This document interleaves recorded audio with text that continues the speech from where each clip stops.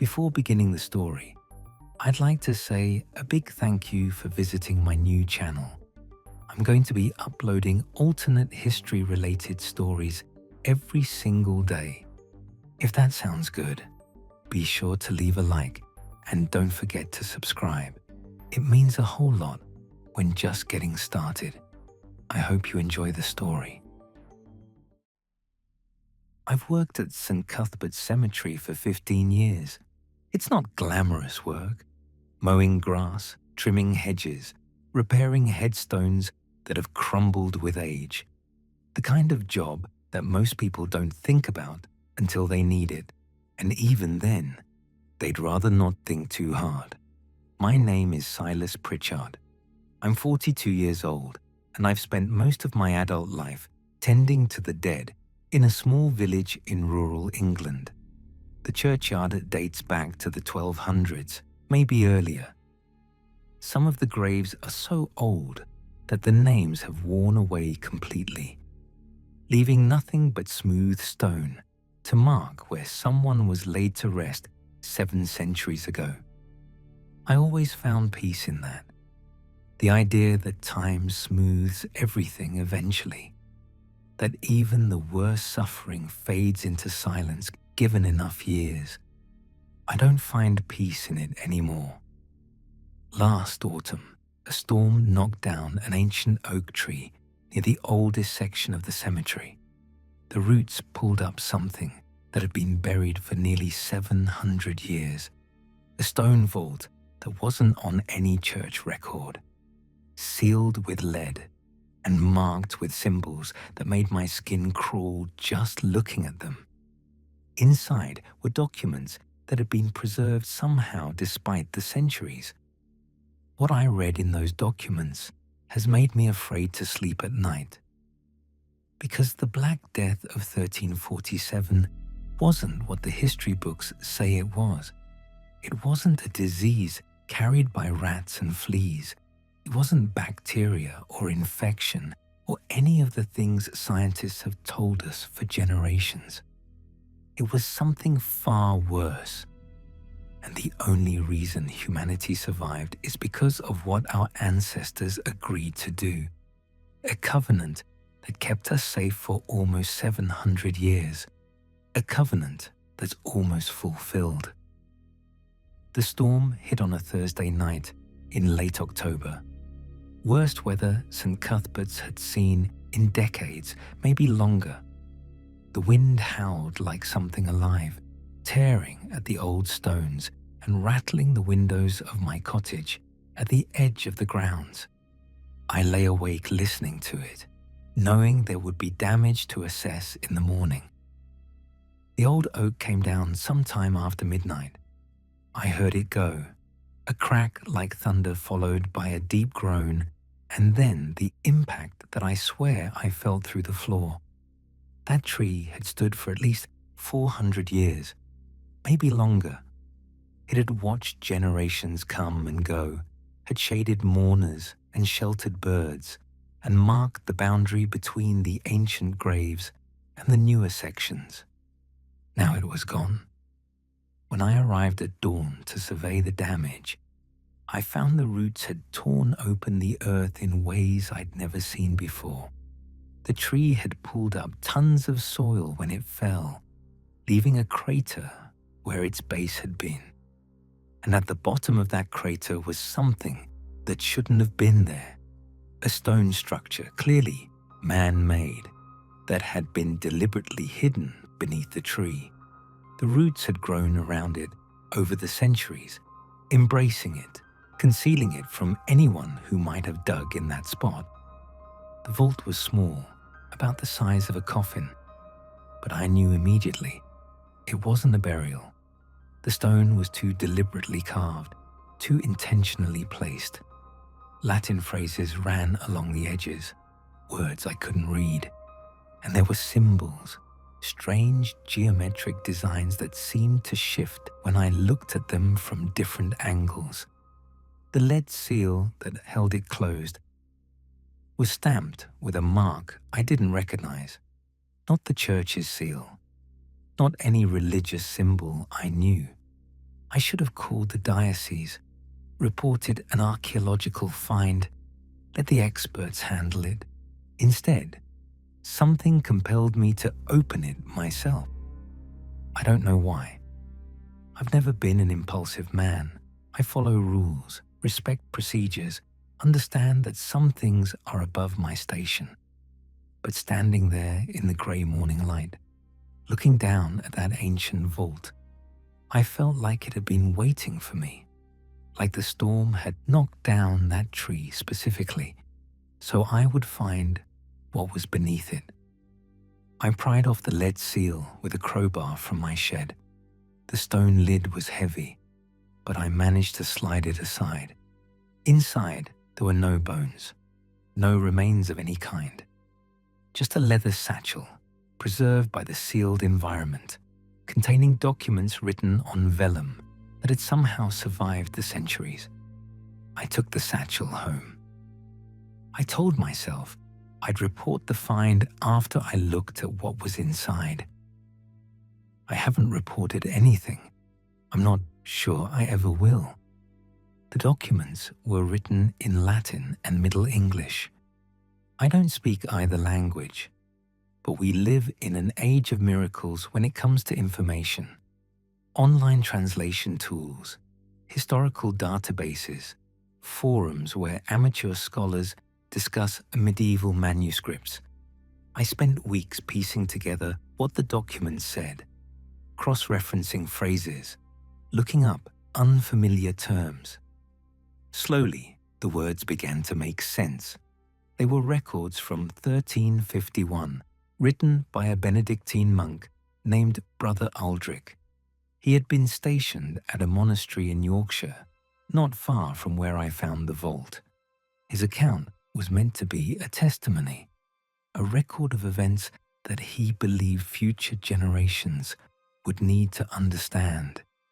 He was right about that.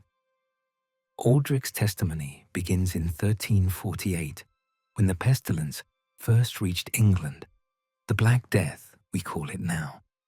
The plague that killed a third of Europe, that emptied cities and left entire regions depopulated, that changed the course of human history. Aldrich describes the horror in vivid, terrible detail.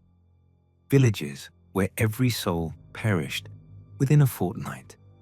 Cities where the dead were stacked in the streets because there was no one left to bury them. The smell of decay that hung over everything, inescapable, suffocating. But Aldrich writes that the church knew something the common people did not. The pestilence was not a disease sent by God as punishment for human sin. That was the story they told the masses, the explanation that made sense within the framework of faith. The truth was far older and far worse. According to Brother Aldrich, the Vatican had records dating back to ancient Rome, documents that had been preserved through the fall of empires, copied and recopied by generations of monks who didn't fully understand what they were preserving. Records that spoke of a presence beneath the earth, something that had existed long before humanity crawled out of the caves. The ancients called it by different names. The Greeks knew of it. So did the Egyptians, the Persians, the peoples of the East. Every civilization that had endured long enough to dig deep into the earth had eventually encountered evidence of its existence. It wasn't alive in the way we understand life. It was something else, something that existed in the spaces between, in the depths where sunlight never reached, in the bones of the world itself. And it was hungry. It fed on human life, not on flesh and blood, but on something deeper, the essence of vitality, the spark that separates the living from the dead. It drank that essence the way we drink water, sustaining itself on the energy of living things. For most of history, it slept. The ancients had found ways to lull it into dormancy, rituals and sacrifices that satisfied its hunger enough to keep it from waking fully. Civilizations rose and fell, and the thing beneath the earth dreamed in darkness, barely stirring. But sleep was not death, and eventually, it always woke. The awakening of 1347 began in the east, in the trading cities along the Silk Road. The thing stirred in its slumber, and its hunger reached up through the earth, through the water, through the very air. What people experienced as disease was actually something feeding. The dying weren't succumbing to infection. They were being drained, their life force pulled out of them, consumed by something they couldn't see or understand. The swelling, the fever, the blackened skin, those were just symptoms of having your vitality ripped away. Every death made the thing stronger. Every village that fell fed its awakening. The plague spread not because of rats or fleas, but because the thing's hunger spread, reaching further and further as it grew more powerful. And if it fully woke, if it rose from the depths to the surface, nothing would survive. Brother Aldrich's account describes a gathering that took place in 1349. As the plague swept across Europe, as millions died and civilizations teetered on the edge of collapse, representatives from every major faith traveled to a secret location. The Vatican sent its most learned scholars. Jewish rabbis came from the communities that hadn't yet been destroyed by fearful mobs looking for someone to blame. Islamic scholars traveled from the East, carrying texts that had been preserved through centuries of conflict. Even practitioners of older traditions were there. Men and women who still remembered the ways that predated Christianity, the rituals that had been passed down from the time when humanity first learned of the thing below. These were people who had spent their lives in opposition, who had fought wars over doctrine and burned each other as heretics. Now they sat together, united by the threat of extinction. They brought with them the oldest texts, the most forbidden knowledge, anything that might help them understand what was happening and how to stop it. What they found offered little comfort. The ancient records agreed on one terrible truth. The presence could not be killed. It was older than death itself, older than the concepts of life and death that humans understood. You couldn't fight it. You couldn't destroy it. It simply was, and it would continue to be long after humanity was dust. But it could be satisfied, put back to sleep. The ancients had done it before, in ages so remote that only fragments of memory survived. They had used sacrifice, massive, coordinated sacrifice across the regions where the thing's presence was strongest. But not just any sacrifice, not murder or execution, or the unwilling deaths that the plague was already providing in abundance. Willing sacrifice, lives offered freely, with full knowledge of what was happening and why. Pain accepted without resistance. Blood given, not taken. The thing fed on death, but willing sacrifice was different. Richer somehow, more nourishing. It could satisfy the hunger in ways that unwilling death never could. A single willing offering was worth 1,000 unwilling ones. The gathered scholars did the terrible math. The plague had already killed millions. The thing was nearly awake, closer to the surface than it had been in millennia. To put it back to sleep would require sacrifice on a scale never attempted. Thousands of people scattered across the world, giving their lives willingly. at specific locations where the thing's presence was strongest, at specific times when the rituals could be performed. Not murdered, not executed, choosing to die with full understanding of the purpose their deaths would serve. The scholars debated for weeks. Some argued it was impossible. How could you convince thousands of people to kill themselves?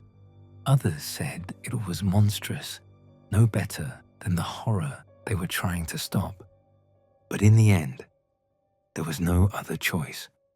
The Brotherhood of the Willing was established in the autumn of 1349.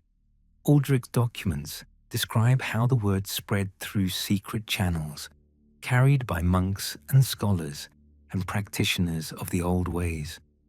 They sought out people who understood what was happening, people who had lost everything to the plague and had nothing left but the desire to make their deaths mean something. There were more volunteers than they expected. The plague had stripped away illusions. When you've watched your entire family die, when you've seen your village reduced to corpses, when you've looked into the face of extinction and understood that nothing you do matters anymore, the fear of death loses its power. The willing came forward, men and women from every nation, every faith, every walk of life. They were briefed on what they would be doing and why. They were given time to make peace with their decision. And when they were ready, they were sent to the ancient sites that the texts identified, places where the thing's presence was strongest, where the feeding was most intense, caves and caverns and underground chambers that had been sacred since before recorded history. Brother Aldrich was present at one of these sites, a hidden cave system in northern England, not far from the monastery where he served.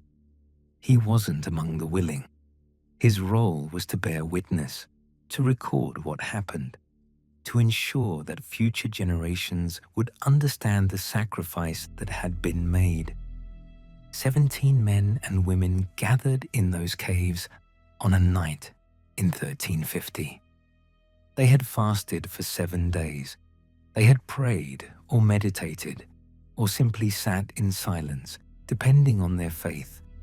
They had made peace with what they were about to do. They understood that their deaths would save millions who would never know their names. Aldrich describes the ritual in terms that are difficult to translate. The willing arranged themselves in specific positions, following instructions from texts that were old when Rome was young. They spoke words in a language that Aldrich didn't recognize, syllables that seemed to vibrate in the air and echo off the cave walls in ways that natural sound shouldn't. Then, one by one, they opened their veins and let their blood flow into the earth.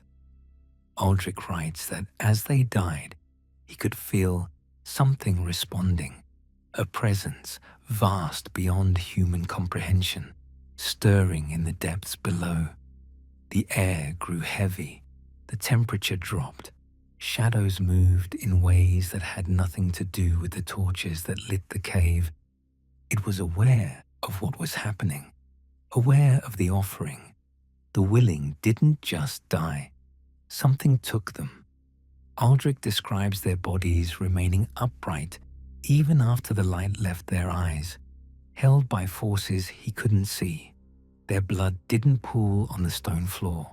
It sank into the rock, absorbed, consumed. Light that came from nowhere illuminated their faces, peaceful in death, accepted. He heard sounds that didn't belong to the physical world, low vibrations that he felt in his teeth, in his bones, in the deepest parts of his mind. The sense of something ancient and hungry examining what had been offered, and then, slowly, withdrawing. Not leaving, not dying, just sinking back into dormancy. Satisfied, for now. When it was over, the bodies of the willing crumbled to dust. Within moments, nothing remained but their clothes and the empty containers that had held their blood. 17 people erased from existence, their essence consumed by something that would sleep a little longer because of their gift. Across the world, in caves and chambers and sacred sites on every continent, the same scene played out. Thousands of willing offering themselves, thousands of deaths that would never be recorded in any history book. And within months, the plague began to recede. The thing had accepted the sacrifice. It returned to sleep. History would remember the Black Death as a disease that burned itself out, a natural disaster that humanity simply endured until it passed. The truth was buried with the willing, in vaults like the one I found beneath the oak tree. But the sacrifice wasn't permanent. The final section of Aldrich's documents was written years later, near the end of his life. His handwriting had grown shaky, his Latin less precise, but his meaning was clear. The scholars who organized the ritual understood something terrible. The thing would wake again. It always did. The sacrifice only bought time.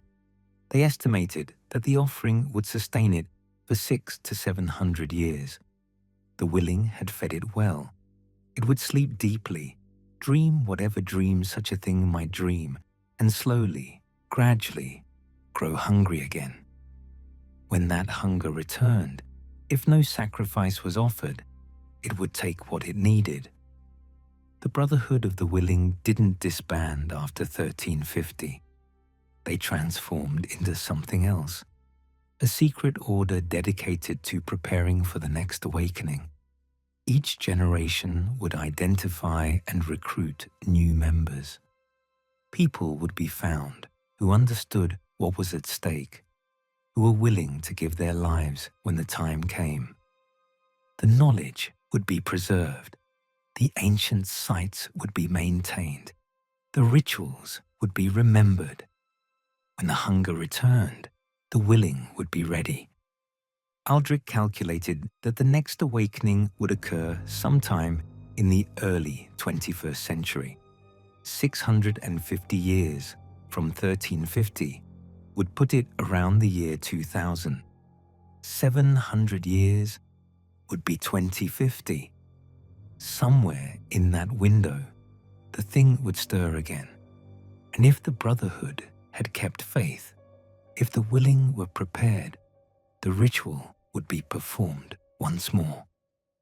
Aldrich sealed his testimony in the vault and buried it beneath a young oak tree that he planted himself, a marker for future generations, a warning and a record, and a hope that someone would find it when the time was right. I found it almost 700 years later, and I have no idea if anyone is prepared for what's coming.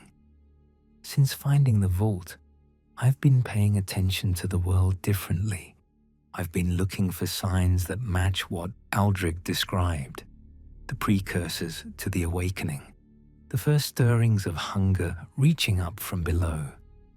What I've found terrifies me. Last year, there were unexplained die-offs of animals across 3 continents. Fish floating dead in the rivers that showed no signs of pollution. Flocks of birds falling from the sky for no reason scientists could identify. Insects vanishing from regions where they'd thrived for centuries. The official explanations are always the same. Climate change, environmental stress, pollution, habitat loss, all reasonable, rational causes that make sense within the framework of modern science.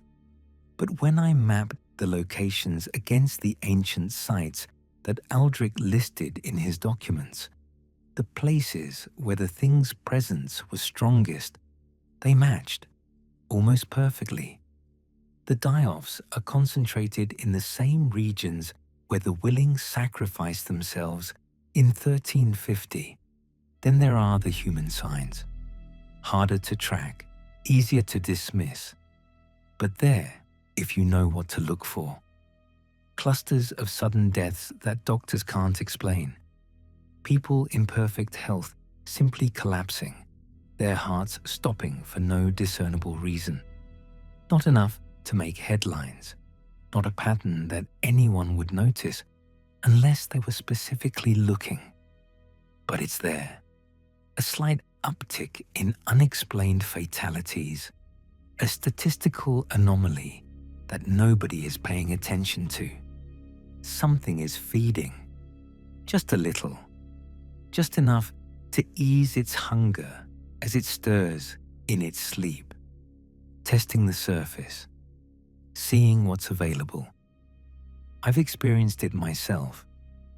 There are moments, usually late at night, when all the energy drains from my body for no reason.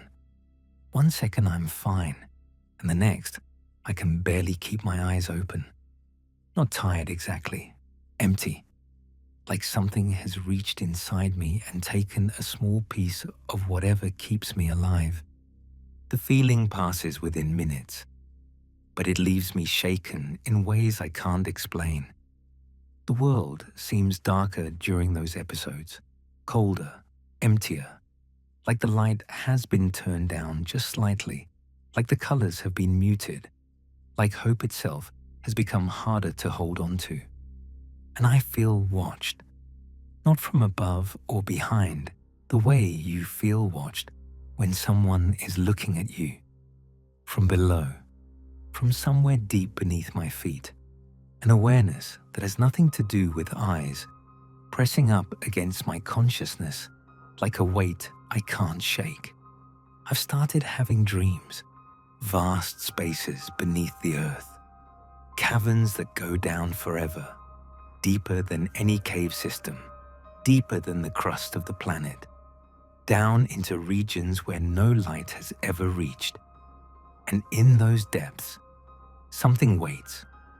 I can't see it. I don't think human minds are equipped to perceive what it actually looks like, but I can feel it, massive and ancient and patient, hungry in ways that have nothing to do with food. It knows I'm there, in the dream.